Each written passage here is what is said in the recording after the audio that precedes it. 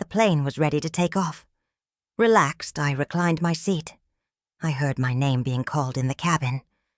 I got up and went there, and smiling, the flight attendant told me not to return to my seat because they found something suspicious in my daughter-in-law's purse.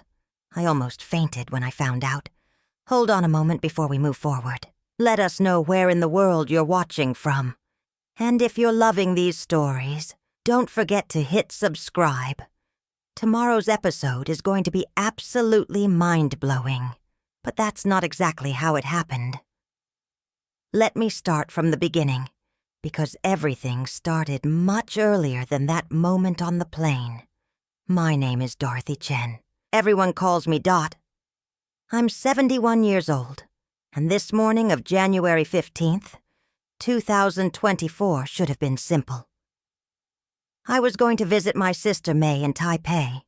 She has stage 4 pancreatic cancer. The doctors gave her 6 months, maybe less. I bought the ticket 3 weeks ago. $1,200 I took from my savings account. I don't have much more than that. When you're a retired elementary school teacher living on $2,300 a month, every expense matters. I woke up at 4 in the morning. My hands were shaking as I made jasmine tea in the kitchen of the house I've lived in for 35 years. The same house George and I bought in 1989, when Kevin was 2 years old. The same house that's now worth $780,000, according to the property assessment that came last month. The same house Rachel has been eyeing for the past year. Rachel is my daughter-in-law. She married my son Kevin 12 years ago. I paid for her law school, $156,000 over 3 years. She promised to pay me back once she made partner at her firm. That was 10 years ago. I'm still waiting. Kevin called me at 6 that morning, just as I was putting my suitcase in the Uber. His voice sounded strange, tight. "Mom, are you sure about this trip? It's a long flight. You're not getting any younger." I gripped my phone tighter. "May is my sister, Kevin. She's dying." "I know, I just think maybe you should wait. Rachel said winter isn't a good time to travel. The weather in Taipei can be unpredictable." Rachel said. Everything was always what Rachel said these days. "I'll be fine, honey. I've made this trip before." He was quiet for a moment. Then he said something that made my stomach tighten. Rachel wanted to come say goodbye at the airport. She insisted. Rachel never insisted on seeing me unless she wanted something. The last time she insisted on visiting was 3 months ago, when she needed me to co-sign a loan for $34,000. Business expenses, she said. I signed because Kevin asked me to. I haven't seen a single payment yet. The Uber driver was a young man who didn't talk much. I was grateful for that. My mind was full of memories. May and I arriving in San Francisco in 1963. 2 girls who spoke broken English and carried everything we owned in 2 small suitcases. May went to nursing school. I became a teacher. We both married Chinese-American men, had children, built lives. George died 6 years ago. Heart attack. He was 69. We had 42 years together. May's husband died 8 years ago. Now she was dying too, alone in that apartment in Taipei where she'd moved after her husband passed. She wanted to be buried next to her parents in the old country. I understood that. The airport was crowded. I checked in my suitcase, a blue Samsonite that George bought me 20 years ago. The woman at the counter barely looked at me as she tagged it and sent it down the conveyor belt. That's when I saw Rachel. She was standing near the security checkpoint, her black hair perfectly styled, her designer coat buttoned against the January cold. She waved when she saw me. Next to her was her sister, Amanda, a woman I'd met maybe 3 times in 12 years. Amanda was 62, a retired doctor who lived in Portland. I didn't know why she was here. "Dot!" Rachel called out, walking toward me with her arms open. She hugged me, and I smelled her expensive perfume. Chanel No. 5. $200 a bottle. I knew because I'd bought her one for Christmas 2 years ago. back when I still thought buying her affection might work. "I'm so glad we caught you," Rachel said, pulling back but keeping her hands on my shoulders. Her grip was firm, almost tight. "Amanda and I wanted to see you off. May is lucky to have a sister like you." Amanda smiled, but it didn't reach her eyes. "Have a safe flight, Dot." I thanked them and moved toward the security line. My hip was hurting. Arthritis. Some days it was worse than others. Today was one of those days. Rachel followed me. "Dot, wait. I packed you some snacks for the flight. Let me put them in your carry-on." Before I could protest, she unzipped my small black purse and shoved a manila envelope inside. "Almond cookies, your favorite." I didn't have the energy to argue. I just wanted to get through security and sit down. My back was aching from standing.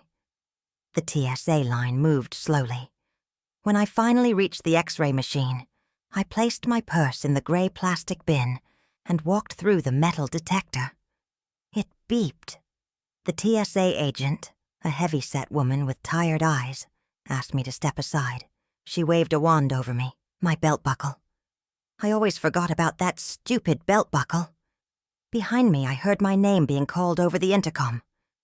"Dorothy Chen, please return to the baggage check area." My heart started pounding. Had something happened to my suitcase? I gathered my things from the bins and walked back, my hip protesting with every step. A TSA supervisor met me at the baggage area, along with 2 police officers. My mouth went dry. "Mrs. Chen," the supervisor said, his voice flat and professional. "We need to inspect your checked luggage. There's been a flag on your passport." "A flag? I don't understand." One of the officers, a young man who couldn't have been more than 30, opened my blue Samsonite in front of me. He pulled out my clothes, my toiletries, my medication bottles. Then he reached into the lining of the suitcase and pulled out a large manila envelope. Inside were 3 passports. None of them were mine. "Mrs. Chen, are you aware you're carrying forged travel documents?" The room tilted. I gripped the edge of the table to keep from falling. "Those aren't mine. I've never seen those before." The supervisor looked at me with something between pity and suspicion. "Ma'am, these were found in your luggage. Someone put them there. I didn't pack those. I would never." The second officer, an older woman with gray streaks in her hair, spoke more gently. "Mrs. Chen, we're going to need to detain you for questioning. This is a federal offense." That's when I heard Rachel's voice behind me. I turned and saw her standing just outside the security area, her face a perfect mask of concern. Amanda stood next to her, gripping Rachel's arm as if to steady her. "Oh my God, Dot," Rachel said, her voice loud enough for everyone nearby to hear. "What have you done?" She walked toward me, and the officers let her approach. She put her hand on my shoulder, leaned in close, and whispered in my ear so only I could hear. "You're not going anywhere, old woman." Then she stepped back, her face shifting back to concern as she spoke to the officers. "My mother-in-law has been forgetful lately. We've been worried about her living alone. She gets confused sometimes." I stared at her, my mind trying to catch up with what was happening. She had done this. Rachel had planted those passports in my suitcase. But why? Why would she destroy me like this? The answer came to me slowly, like ice water filling my lungs. The house. She wanted my house. She wanted me gone, discredited, declared incompetent. She wanted control of everything. One of the officers was asking me questions, but I couldn't hear him over the ringing in my ears. I watched Rachel turn to leave, Amanda beside her. As they walked away, Rachel glanced back at me one last time. She smiled. The interrogation room was smaller than I expected. Gray walls, a metal table, 2 chairs, no windows. The fluorescent lights hummed overhead, making my headache worse. I'd been sitting here for 3 hours. My hip was screaming. The officers had taken my purse, my phone, even my reading glasses. Agent Morris sat across from me. He was in his 50s with a receding hairline and a wedding ring that looked too tight on his finger. He'd introduced himself as a Customs and Border Protection supervisor. Next to him was a younger woman, Agent Reyes, who'd been taking notes the entire time. "Mrs. Chen," Agent Morris said for what felt like the 100th time. "The passports we found in your luggage are sophisticated forgeries. Colombian, Venezuelan, and Mexican. These are the kind of documents used by people trafficking networks. Do you understand how serious this is?" I nodded. My throat was so dry I could barely speak. They'd given me a paper cup of water an hour ago. It was long gone. "I told you already. Someone planted them. I've never seen those passports before today." Agent Reyes looked up from her notepad. "Who would want to frame you, Mrs. Chen?" The question sat between us like a loaded gun. If I said Rachel's name, would they believe me? Or would I sound like exactly what Rachel had told them I was, a confused old woman who couldn't be trusted? "My daughter-in-law," I said finally. "Rachel Chen Foster." Agent Morris leaned back in his chair. "And why would your daughter-in-law want to frame you for international document fraud?" "She wants my house. She wants me declared incompetent so she can take control of my assets." Even as I said it, I heard how paranoid it sounded. Agent Reyes wrote something in her notepad. I could imagine what subject displays signs of persecution complex. Agent Morris folded his hands on the table. "Mrs. Chen, your daughter-in-law is an attorney at Henderson and Clark. That's one of the most prestigious law firms in Seattle. Why would she risk her career to frame you?" "Because she's desperate," I wanted to say. "Because underneath that perfect exterior, Rachel is drowning in debt and sees me as the solution. But I didn't know how to make them understand." "How much did you pay for her law school?" Agent Reyes asked suddenly. I looked at her, surprised. $156,000. Over 3 years. 2011 through 2014. That's a lot of money for a teacher's pension. I took out a second mortgage on my house. George, my husband, he was still alive then. He worked in construction. We used his income to pay the monthly payments. After he died, I used his life insurance to pay off what was left. Agent Morris exchanged a glance with Agent Reyes. "And your daughter-in-law never paid you back?" "She said she would, once she made partner. But there's always been some reason why she couldn't. First it was student loans, then it was the wedding, then it was Kevin's car breaking down, then it was some business opportunity that fell through." I could feel tears building behind my eyes. I hadn't cried yet. I refused to cry in front of these people. But sitting here saying all of this out loud made me realize how stupid I'd been, how blind. "Mrs. Chen, I'm going to show you something," Agent Morris said. He pulled out a tablet and turned it toward me. "This is security footage from the check-in area this morning. 7:45 a.m. The video was in color but slightly grainy.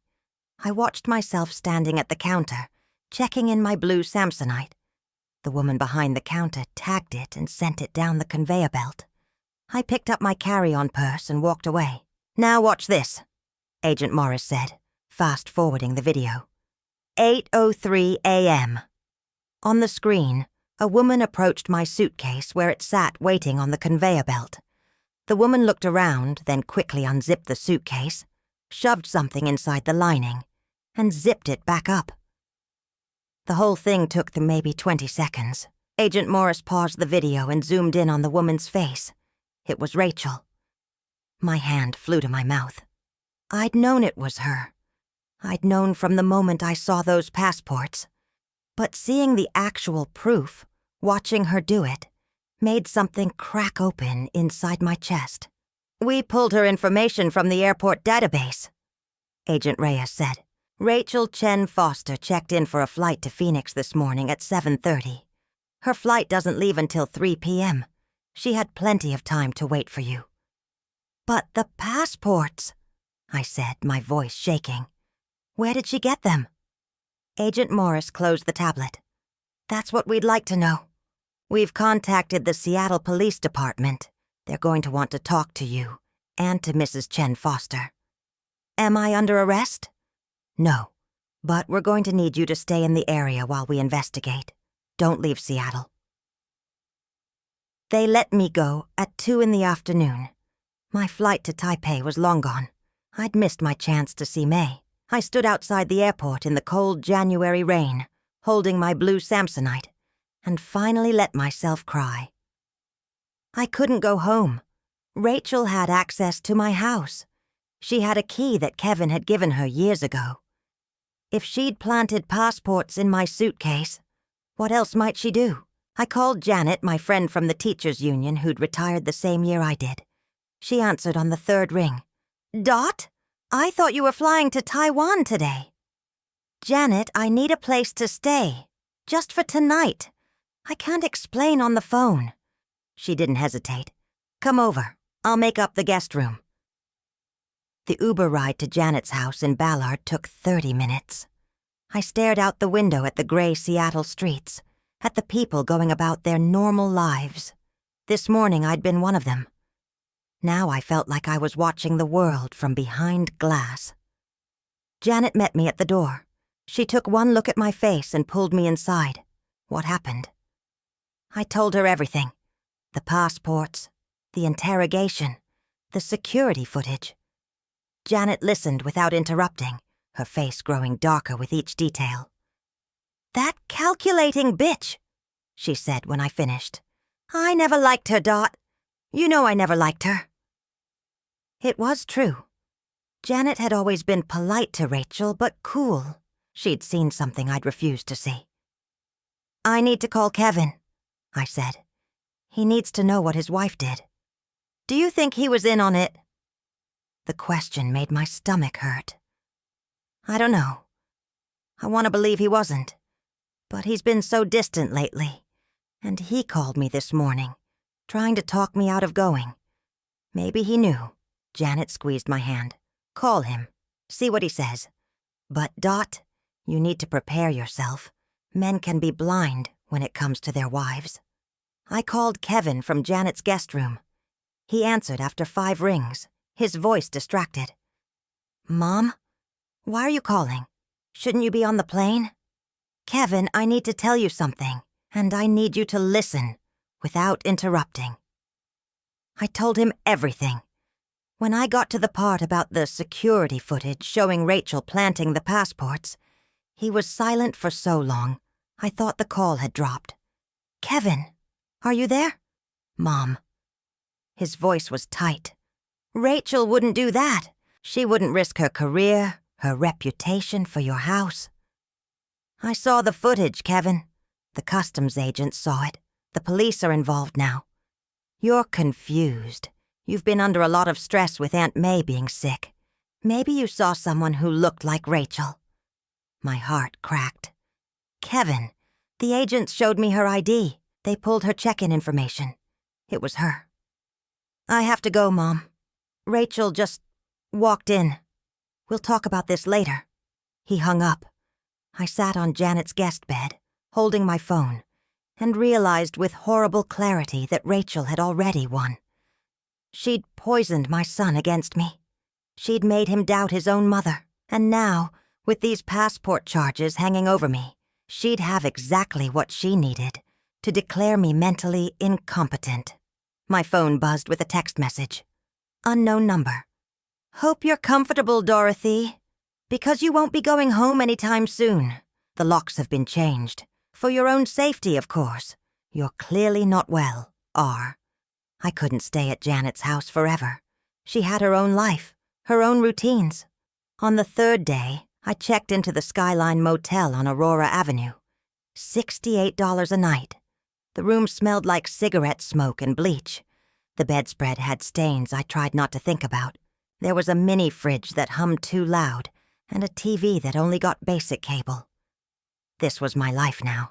71 years old, living in a motel that rented rooms by the hour to people who had nowhere else to go. I called the Seattle Police Department every morning. Detective Sarah Park was handling my case.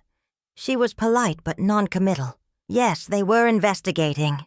Yes, they'd spoken to Rachel. No, they couldn't tell me what Rachel had said. These things take time, Mrs. Chen. We have to follow proper procedure. Meanwhile, Rachel was moving forward with her plan. On day 5, a process server found me at the motel. He handed me a thick envelope of legal papers. Rachel had filed for an emergency guardianship hearing, claiming I was a danger to myself and others. The hearing was scheduled for March 12th, less than 2 months away. The petition was thorough. Rachel had documented everything. My confusion at the airport, my paranoid accusations against her, my inability to care for myself. She'd even gotten a statement from Kevin saying I'd been forgetful lately, mixing up dates and appointments. That hurt worse than anything else. My own son testifying against me. Attached to the petition was a psychiatric evaluation from Dr. Howard Chen. No relation. He'd never met me. The evaluation was based entirely on Rachel's description of my behavior. His conclusion: possible early-stage dementia, recommend immediate intervention, and supervised care. I sat on the motel bed and read through the papers 3 times. Rachel had been planning this for months, maybe longer. Every time I'd been late to a family dinner, every time I'd forgotten some small detail, she'd been building her case, and I'd walked right into it. My phone rang, unknown number. I almost didn't answer, but something made me pick up. Grandma? It was Ethan, my 11-year-old grandson. Ethan, sweetheart. How are you? Where are you? Mom said you went on a trip, but you're not coming back. My throat tightened. I'm in Seattle, honey. I had to change my plans. Can I see you? I miss you. I miss you too. More than anything. There was a pause. I heard muffled voices in the background, then Rachel's voice, sharp and clear. Ethan, who are you talking to? It's Grandma, Ethan said. The phone was snatched away. Rachel's voice came through, cold as ice. Dorothy, you are not to contact my son again. Do you understand? I have documentation that you're unstable. If you try to see Ethan, I will file for a restraining order. He's my grandson, Rachel. You can't keep him from me. Watch me. The line went dead. I tried calling back immediately. The number was blocked. I tried Kevin's phone. It went straight to voicemail. I left a message, my voice breaking. Kevin, please, let me talk to Ethan. He's my grandson. Whatever you think I did, don't punish him for it. He never called back. The next morning I received another envelope. This one was from a law firm I didn't recognize. Inside was a notice of eviction proceedings. Rachel, as my concerned family member, had petitioned the court for an emergency order to remove me from my home due to my deteriorating mental state and unsafe living conditions. Unsafe living conditions. My house was cleaner than most hospitals. I'd scrubbed that kitchen floor on my hands and knees every Saturday for 35 years. The notice said I had 14 days to respond. If I didn't, the court would grant Rachel temporary control of the property for my own protection. I sat in that motel room and tried to figure out how I'd fight this. I had $47,000 in my savings account. Rachel knew that because I'd shown her my bank statements 2 years ago when she asked me to co-sign that loan. A good lawyer would cost at least $10,000, probably more. And even if I found a lawyer, what evidence did I have? Rachel was a respected attorney. I was a retired teacher living in a motel. On day 7, I went to visit my house. I just wanted to see it, to stand on the porch, where George and I used to drink coffee on Sunday mornings. I took the bus because I didn't want to waste money on an Uber. The locks were changed, just like Rachel's text had said. I stood on my own porch and couldn't get inside. I peered through the front window. The living room looked the same. My furniture, my photographs on the mantel. My life behind glass. A car pulled up. It was Kevin. He got out slowly, his face drawn. He looked like he hadn't slept. "Mom, what are you doing here?" "This is my house, Kevin. You can't be here. Rachel said if you showed up, I should call the police." I stared at my son. He was 47 years old, but in that moment he looked like a stranger. "Do you really believe I'm crazy? Do you really think I planted those passports in my own suitcase?" He looked away. "I don't know what to believe anymore. Rachel showed me things. Emails you sent that didn't make sense.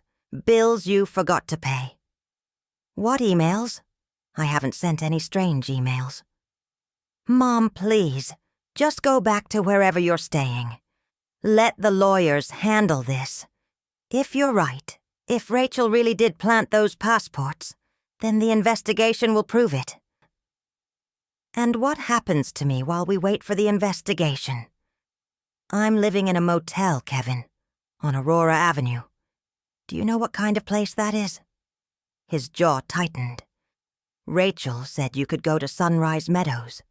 It's a nice assisted living facility. They have activities, nurses on staff." "Assisted living? I don't need assisted living. I need my son to believe me." "I have to go." He walked back to his car, his shoulders hunched like an old man. I watched him drive away and felt something inside me go numb. This was it. This was the moment I lost my son completely. Back at the motel, I tried to call May in Taipei. I needed to hear her voice, to remember that at least one person in this world still loved me. The phone rang and rang. No answer. I tried 3 more times over the next hour. Nothing. Finally, I called the hospital, where May was receiving treatment. I'd memorized the number weeks ago. A nurse answered in Mandarin. I explained who I was, asked about May's condition. The nurse was quiet for a moment. Then she said, "I'm very sorry. May Chen passed away 4 days ago. We tried to contact her emergency contact, but there was no answer." I was her emergency contact. My phone number was on all her paperwork, but I'd been too busy dealing with Rachel's betrayal to answer my phone.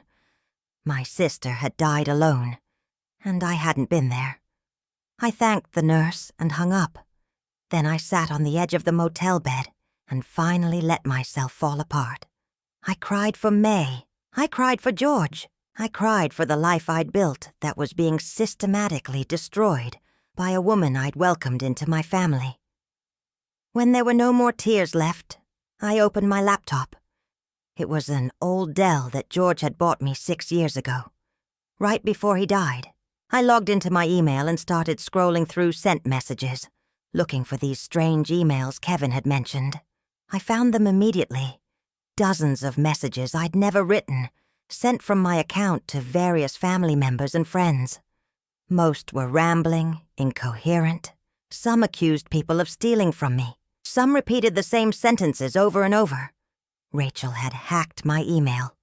She'd been sending these messages for weeks, maybe months, building her case that I was losing my mind. I kept scrolling and found something else.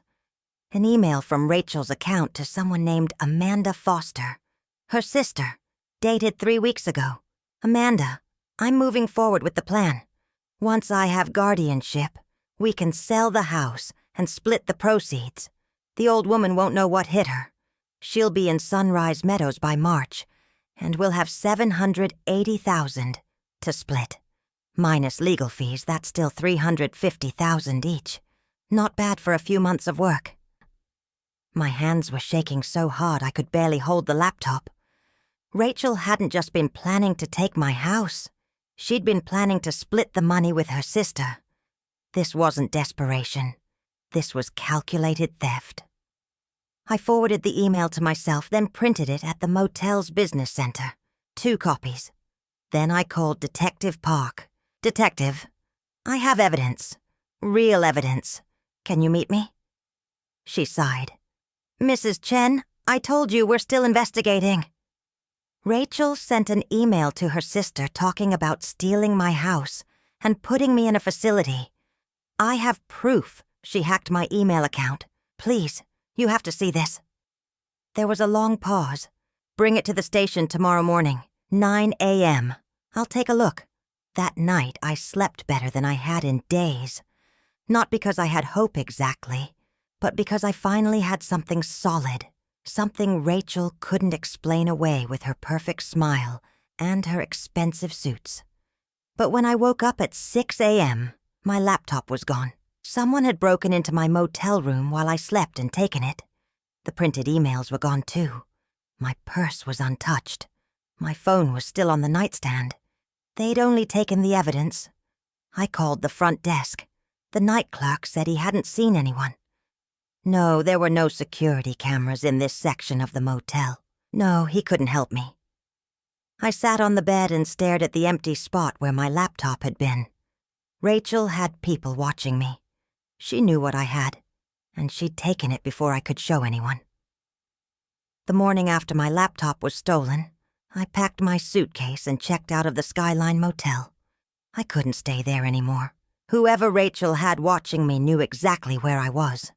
I needed to disappear, at least for a few days, until I figured out my next move.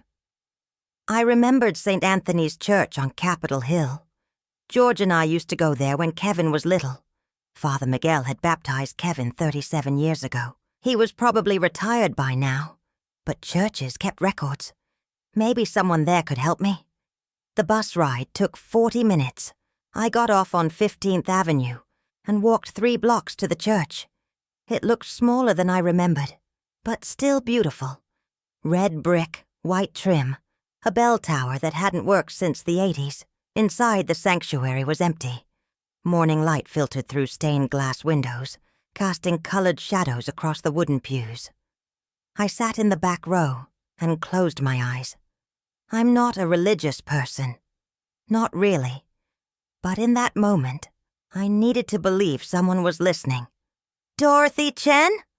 I opened my eyes. A priest stood in the aisle, smiling. He was younger than I expected, maybe 50, with graying hair and kind eyes behind wire-rimmed glasses. "Father Miguel?" I asked. "Father Miguel retired 5 years ago. I'm Father Thomas, but I remember you. You taught my nephew, Carlos Reyes, 3rd grade, 2007. Carlos Reyes. I had a flash of memory. A small boy with a gap-toothed smile who loved dinosaurs. Carlos. Yes, I remember him. He's a dentist now. Lives in Portland." Father Thomas sat down next to me. "What brings you here, Dorothy? You look troubled." I told him everything. The passports, Rachel's plan, Kevin's betrayal, the stolen laptop. Father Thomas listened without interrupting, his face growing more serious with each detail. When I finished, he was quiet for a moment. Then he said, "There's a legal clinic we run here on Tuesdays and Thursdays. Volunteer lawyers who help people who can't afford representation. Sarah Kim is here today. Would you like to meet her?"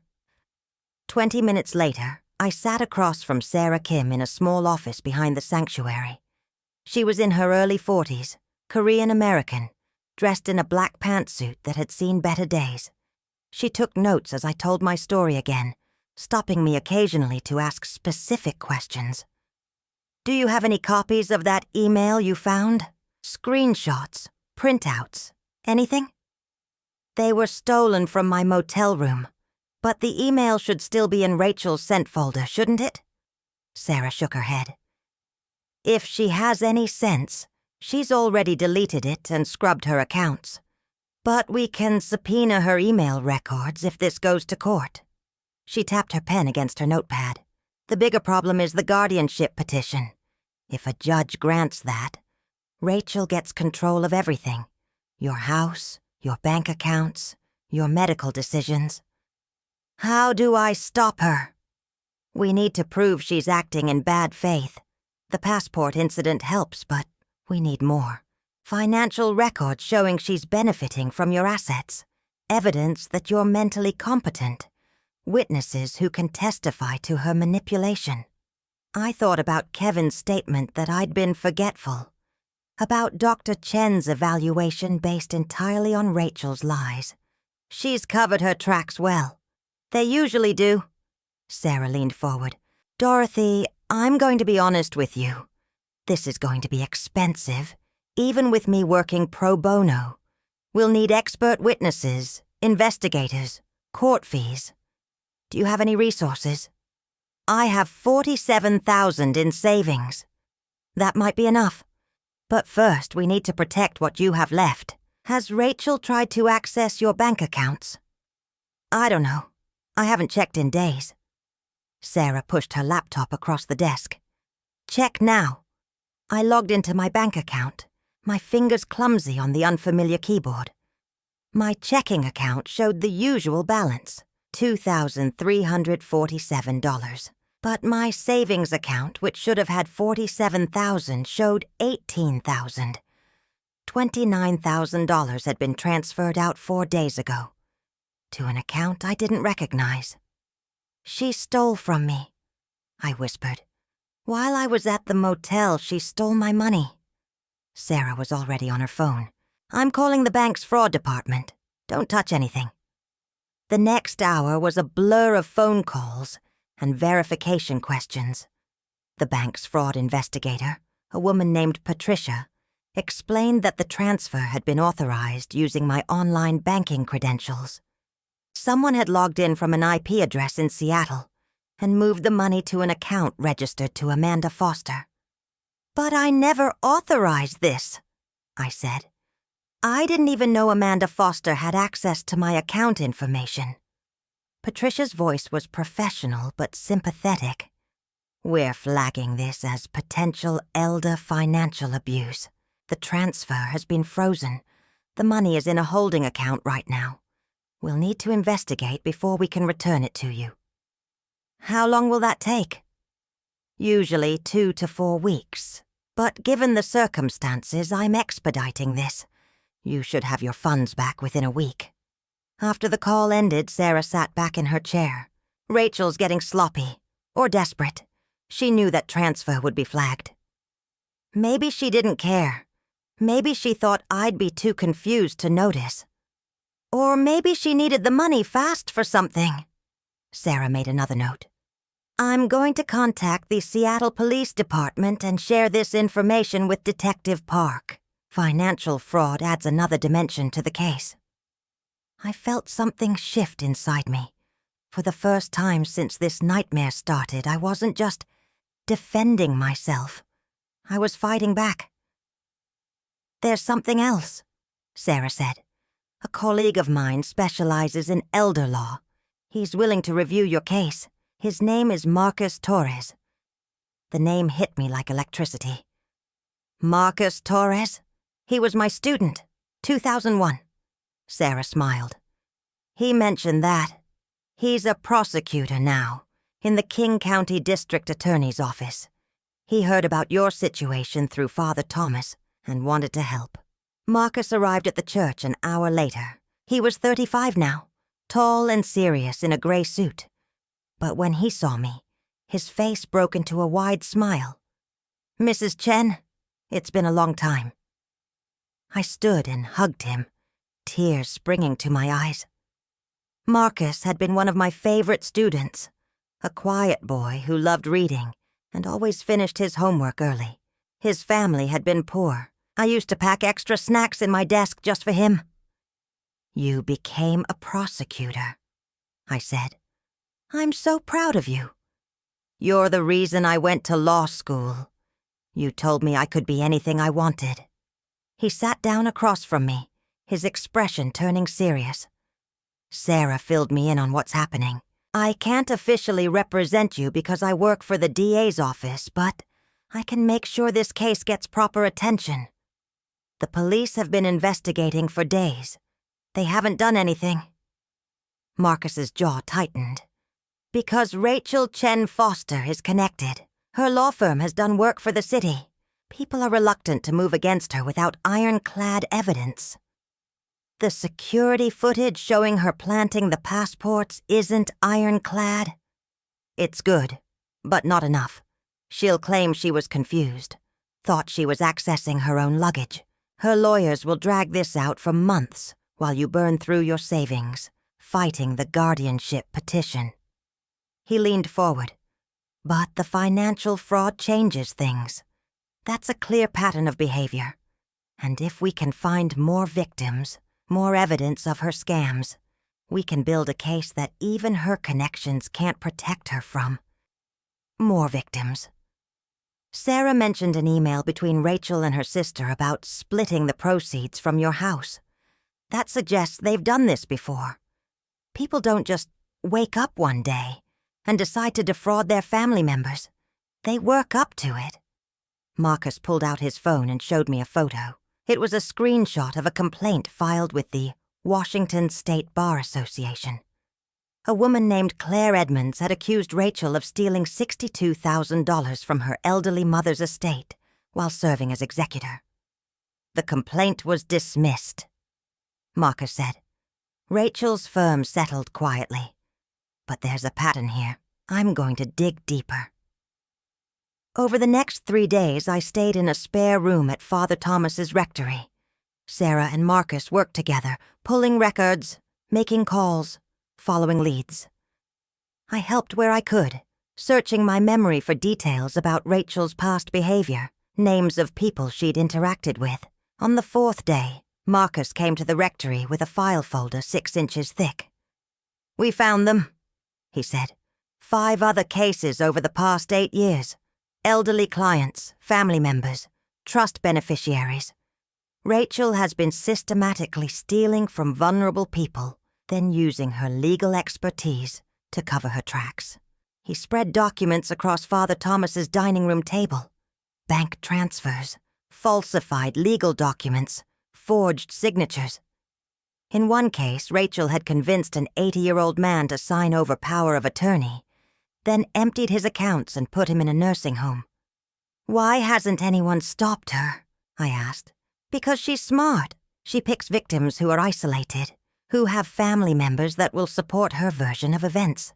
And she never takes enough to trigger major fraud investigations. 60,000 here, 90,000 there. Small enough to settle quietly. Until now, Sarah said. You're different, Dorothy. You fought back. That evening, Detective Park called me. Her voice was different, more urgent. Mrs. Chen, I need you to come to the station tomorrow morning. We're bringing Rachel Chen Foster in for questioning. I'd like you to be there. I looked at Marcus. He nodded. I'll be there, I said. That night, I couldn't sleep. I lay in the narrow bed in Father Thomas's spare room and thought about Rachel, about how I'd welcomed her into my family, paid for her education, trusted her with my son and my grandson, about how she'd repaid that trust by trying to destroy me. But I also thought about Marcus, about Sarah, about Father Thomas, about people who had no reason to help me, except that it was the right thing to do. Rachel had miscalculated. She'd assumed I was alone, powerless, easy to break. She was about to learn otherwise. The Seattle Police Department headquarters was a concrete building on 5th Avenue. I arrived at 8:30 in the morning with Marcus and Sarah. Detective Park met us in the lobby, her face unreadable. Mrs. Chen, thank you for coming. We're bringing Rachel Chen Foster in at 9. I want you to observe the interview from the adjacent room. You won't be visible to her, but you'll hear everything. She led us down a hallway to a small room with a one-way mirror. Through the glass, I could see an interrogation room identical to the one where I'd spent 3 hours after the airport incident. Metal table, 2 chairs, fluorescent lights humming overhead. We've coordinated with the King County District Attorney's Office, Detective Park said, nodding to Marcus. The evidence, Mr. Torres provided has been substantial. We have enough to charge Mrs. Chen Foster with multiple counts of fraud, identity theft, and elder abuse. My hands were shaking. Sarah squeezed my arm gently. At 9:15, Rachel was escorted into the interrogation room. She wore a navy suit and heels, her hair pulled back in a neat bun, She looked composed, professional, like she was walking into a business meeting instead of a police interrogation. But I could see the tension in her shoulders, the way her fingers gripped her leather portfolio too tight. Detective Park and another detective, a man named Williams, sat down across from her. Williams turned on a recording device and stated the date and time for the record. "Mrs. Chen Foster, you're not under arrest at this time, but you have the right to have an attorney present. Do you understand?" Rachel's voice was cool. "I am an attorney. I don't need representation for a conversation." "This isn't a conversation," Detective Park said. "This is a formal interview regarding multiple criminal complaints." Rachel's composure slipped for just a second. "What complaints?" Detective Park opened a file folder and pulled out the security footage from the airport, frozen on the image of Rachel planting the passports in my suitcase. She slid it across the table. "Let's start with this. January 15th, 2024, 7:43 a.m., SeaTac Airport. That's you tampering with Dorothy Chen's luggage." Rachel barely glanced at the photo. "That's not tampering. I was putting snacks in my mother-in-law's carry-on bag. She asked me to." "The carry-on bag is different from checked luggage, Mrs. Chen Foster. This shows you accessing her checked suitcase and placing documents inside. Those documents were later identified as forged passports." "I have no knowledge of any forged passports." Detective Williams leaned forward. "Where did you obtain 3 forged passports from Colombia, Venezuela, and Mexico?" Rachel's eyes narrowed. "I didn't obtain anything. If someone planted documents in Dorothy's luggage, it wasn't me. That footage is grainy. You can't definitively prove that's me." "We can," Detective Park said. "We enhanced the footage. We have clear images of your face. We also have your check-in records showing you were at the airport that morning, and your credit card records showing you purchased a flight to Phoenix, departing at 3 p.m. You had plenty of time to wait for Mrs. Chen." Rachel crossed her arms. "I'm not answering any more questions without my attorney present." "That's your right," Detective Park said. "But before you go, I want to show you something else."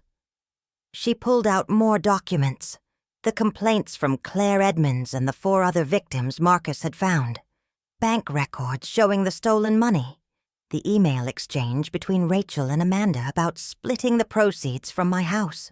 Rachel's face went pale as she looked through the papers. Her hands started shaking. "Where did you get these?" "We have a warrant for your email accounts and financial records. We've been investigating you for the past week, Mrs. Chen Foster, and we've found a pattern of fraud going back 8 years. This is a setup. Someone is framing me." Detective Williams shook his head. 5 different victims over 8 years, all elderly, all vulnerable, all defrauded in similar ways. That's not a frame job. That's a pattern." Rachel stood up abruptly. "I'm done. I want my lawyer. Now." "Sit down," Detective Park said, her voice hard. "We're not finished." "Am I under arrest?" "Not yet. But if you walk out of here, we'll issue a warrant within the hour. Your choice." Rachel sat down slowly. Her perfect composure was cracking. I could see it in the way her jaw trembled, the way she kept looking at the door like she wanted to run. "Let's talk about Amanda Foster," Detective Park said. "Your sister. Where is she right now?" I don't know. We haven't spoken in weeks." "That's interesting, because we have phone records showing you called her 17 times in the past 3 days. And we have bank records showing she received $29,000 transferred from Dorothy Chen's account on January 18th. Rachel closed her eyes. When she opened them again, something had changed. The mask was gone. What remained was desperation. "Amanda forced me to do it," she said, her voice breaking. "She's been blackmailing me for years. She has information about my past, things that would destroy my career." She told me if I didn't help her get money, she'd expose me. Detective Williams raised an eyebrow. What kind of information? I made some mistakes when I was younger. Financial irregularities at my first firm. Nothing major, but enough to get me disbarred if it came out. Amanda found out, and she's been using it against me ever since. I watched through the glass as Rachel spun her story. Even now, faced with overwhelming evidence, she was trying to manipulate her way out, blaming her sister, playing the victim, doing everything except taking responsibility for what she'd done. If Amanda was blackmailing you, Detective Park said, why did you send her an email discussing plans to split the money from Mrs. Chen's house? That doesn't sound like blackmail. That sounds like partnership. Rachel didn't answer. She just stared at the table, her shoulders slumped. There was a knock on the door of the observation room. A uniformed officer poked his head in. There's a Kevin Chen here asking to see his mother. My heart jumped. Kevin's here? Marcus looked at me. Do you want to see him? I didn't know. Part of me wanted to run. Part of me needed to face him. Yes. The officer led me to a small waiting area. Kevin sat on a plastic chair, his head in his hands. When he saw me, he stood up quickly. His eyes were red, like he'd been crying. Mom. Kevin. We stood there awkwardly, the distance between us feeling like miles instead of feet. I saw the news, he said. Rachel was brought in for questioning. They're saying she's been defrauding elderly people for years. Is it true? Yes. He sank back into the chair. I didn't know. I swear to God, Mom. I didn't know. You didn't want to know, I said quietly. I tried to tell you. At the house, on the phone, I told you Rachel planted those passports. But you chose to believe her instead of me. She's my wife. I thought you were confused, stressed about Aunt May dying. She showed me things. Emails you'd sent that didn't make sense. She told me you were getting forgetful. She hacked my email account, Kevin. She wrote those messages herself to make me look incompetent. And you believed her because it was easier than admitting your wife was destroying your mother. Tears ran down his face. I'm sorry. I'm so sorry, Mom. I should have listened. I should have protected you. I looked at my son, this 47-year-old man who still wore his father's wedding ring, and felt something break inside me. Anger, yes. Hurt, definitely. But also exhaustion. I was so tired of fighting. Where's Ethan? I asked. At home with a babysitter. Rachel didn't want him to see her being questioned by police. I want to see him, of course. Anytime you want. I'll bring him to you today if you want. I do want. But, Kevin, I need you to understand something. You chose Rachel over me. When I needed you most, you turned your back on me. That's not something I can forgive easily. I know. I'll do whatever it takes to make this right. It's not about making it right. It's about trust. And right now, I don't know if I can trust you. He nodded, wiping his eyes. What's going to happen to Rachel? She'll be charged with fraud, elder abuse, identity theft. Marcus says she'll likely go to prison. And us? The marriage? I looked at him carefully. What do you want to happen? I don't know. Everything I thought I knew about her was a lie. The woman I married, the mother of my child, she doesn't exist. I don't even know who Rachel really is. Before I could respond, Detective Park appeared in the doorway. Mrs. Chen, we're charging Rachel Chen Foster with 5 counts of elder fraud, 1 count of identity theft, 1 count of attempted guardianship fraud, and 1 count of computer fraud. She'll be arraigned tomorrow morning. What about Amanda? Marcus asked, appearing behind Detective Park. We have a warrant out for her arrest. She left Seattle 3 days ago. We tracked her to Portland, but she's disappeared. We'll find her. Kevin stood up. What happens now? Detective Park looked at him coldly. Your wife is going to jail, Mr. Chen. You should probably get a lawyer. For yourself and for the divorce you're going to need. After Kevin left, I sat in the waiting area with Marcus and Sarah. I felt hollow, like someone had scooped out my insides and left only a shell. "How do you feel?" Sarah asked gently. "I don't know. Relieved, angry, sad, all of it at once." "That's normal," Marcus said. "This isn't over yet. There's still the guardianship hearing to cancel, your house to secure, your finances to untangle. But the hard part is done. Rachel can't hurt you anymore." I thought about Rachel in that interrogation room, her perfect mask finally cracked. I thought about Kevin's tears, his apologies that came too late. I thought about Ethan, my grandson, who'd been kept from me for weeks.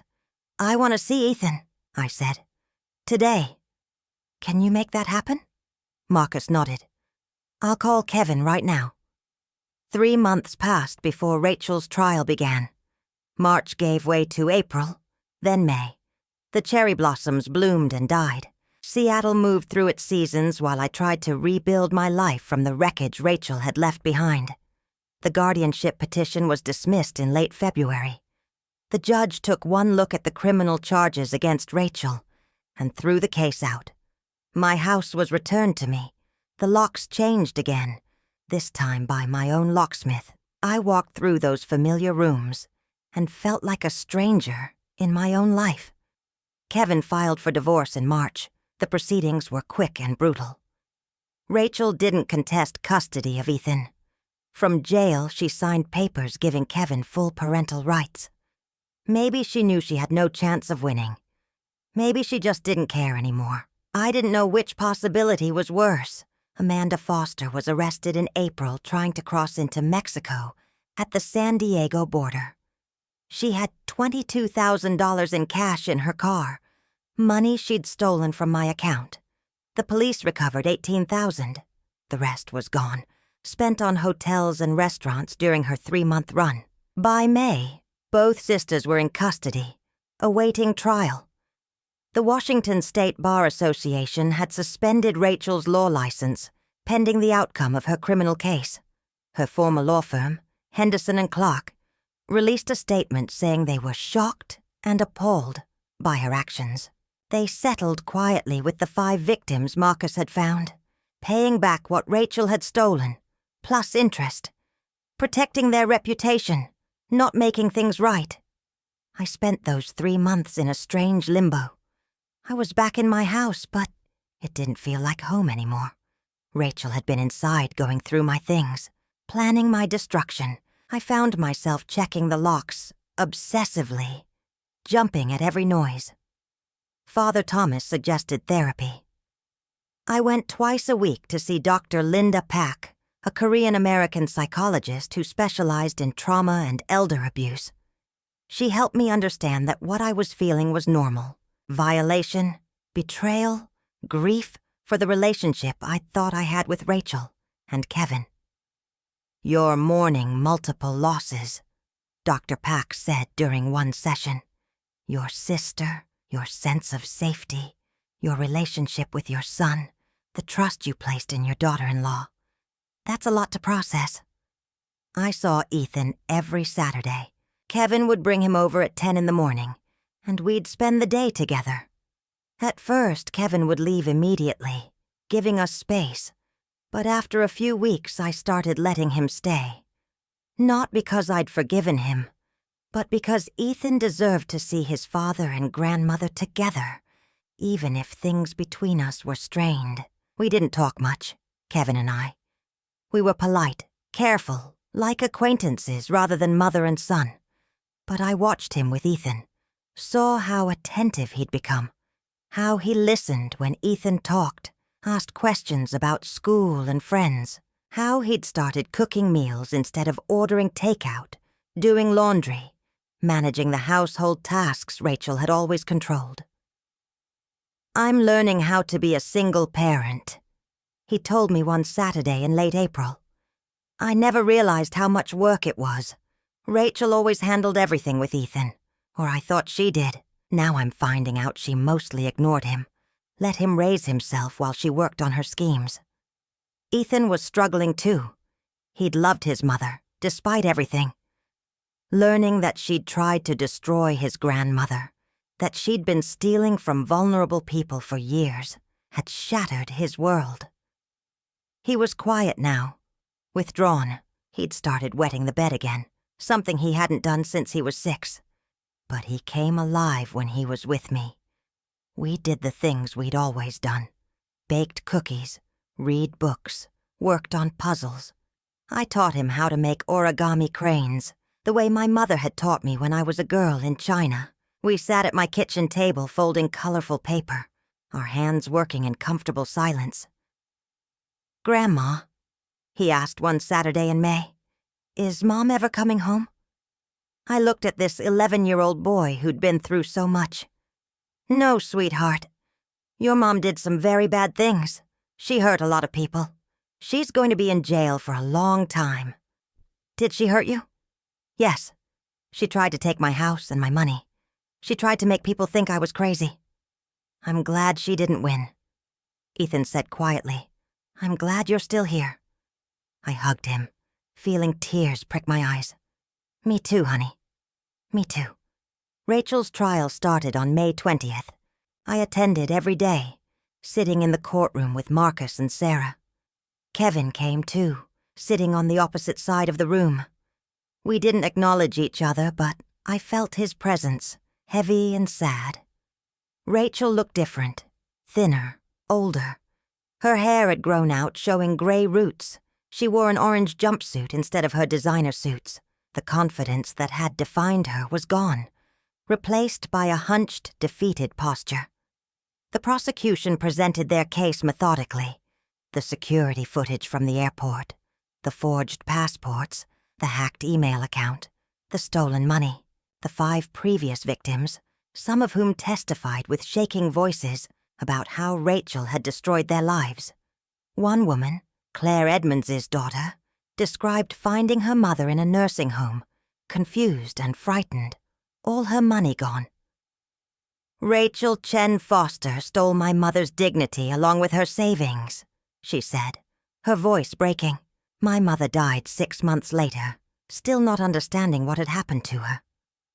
Rachel's defense attorney, a harried public defender named James Morton, tried to argue that Rachel had been under financial pressure, that she'd made poor choices, but wasn't a career criminal. He called character witnesses who described Rachel as a dedicated attorney and mother, but the evidence was overwhelming. On May 28th, after 3 days of deliberation, the jury found Rachel guilty on all counts: elder fraud, identity theft, computer fraud, attempted guardianship fraud. Each count carried its own sentence. Judge Patricia Brennan, a stern woman in her 60s, looked down at Rachel with undisguised contempt. "Mrs. Chen Foster, you used your legal knowledge to prey on vulnerable people. You violated the trust of your family and your profession. Your actions were calculated, deliberate, and cruel." Rachel stood silently, her hands clasped in front of her. "I hereby sentence you to 8 years in state prison, followed by 5 years probation. You will be required to make full restitution to all victims. Your law license is permanently revoked." 8 years! Rachel would be 43 when she got out. Ethan would be 19, probably in college. She would miss his entire adolescence. As the bailiff led Rachel away, she turned and looked at me. Our eyes met across the courtroom. I expected anger, defiance, something. But what I saw was worse. Emptiness. Rachel had destroyed herself along with everyone else. Amanda Foster's trial was shorter. She pleaded guilty to 1 count of conspiracy to commit elder fraud and 1 count of receiving stolen property. She was sentenced to 3 years with possibility of parole after 18 months. In June, Kevin sold the house he'd shared with Rachel. "It was too full of bad memories," he said. He found a small rental house 6 blocks from mine, a 2-bedroom with a fenced yard. He and Ethan moved in on a Saturday, and I came over to help unpack. The house was modest but clean. Kevin had bought new furniture. Nothing from the old house. Starting fresh, he said. I helped him arrange kitchen cabinets while Ethan explored the backyard. "Mom," Kevin said as we worked, "I want you to know I'm getting help. Therapy, like you suggested. I need to understand how I let this happen. How I chose Rachel over you." I folded a dish towel carefully before responding. "I'm glad you're getting help. Is there any chance you'll forgive me? Eventually." I looked at my son. Really looked at him. He had lost weight. There were new lines around his eyes. He looked exhausted and sad and earnest. "I don't know, Kevin. You hurt me badly. You chose to believe Rachel's lies over my truth. That's not something that heals quickly. I understand, but I'm not giving up. I'll keep trying, for as long as it takes." Ethan ran in from the backyard, excited. "Dad, there's a tree back there perfect for a swing. Can we build one?" Kevin smiled, the first real smile I'd seen from him in months. "Sure, buddy. We'll go to the hardware store this afternoon." I watched them plan the swing, father and son rebuilding their life together. I thought about Rachel in prison, about Amanda in her cell, about the wreckage they'd left behind and the slow, painful work of healing. That evening, as I was preparing to leave, Ethan ran up and hugged me. "Can you teach me more origami next Saturday, Grandma? I want to learn how to make the dragon." "Of course, sweetheart." Kevin walked me to my car. "Would you like to stay for dinner? I'm making spaghetti. Nothing fancy, but Ethan would love to have you here." I hesitated. This was the moment, the choice between holding on to my anger or taking a small step toward forgiveness. Not forgetting, never forgetting, but maybe, eventually, finding a way forward. "We'll see," I said finally. Kevin nodded, understanding that "we'll see" was the best I could offer right now. Maybe the best I could offer for a long time.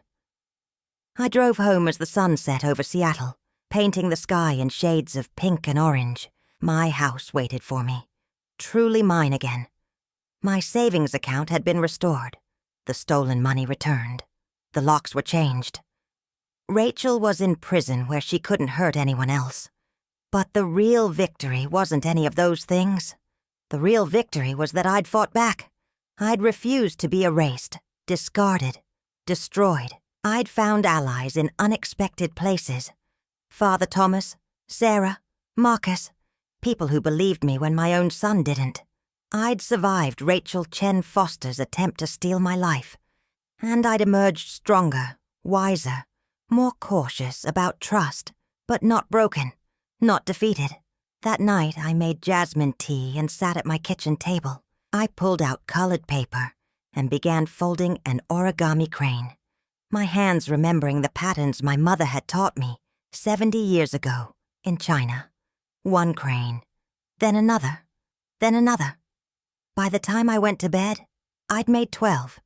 In Japanese tradition, folding 1,000 cranes brings good luck and healing.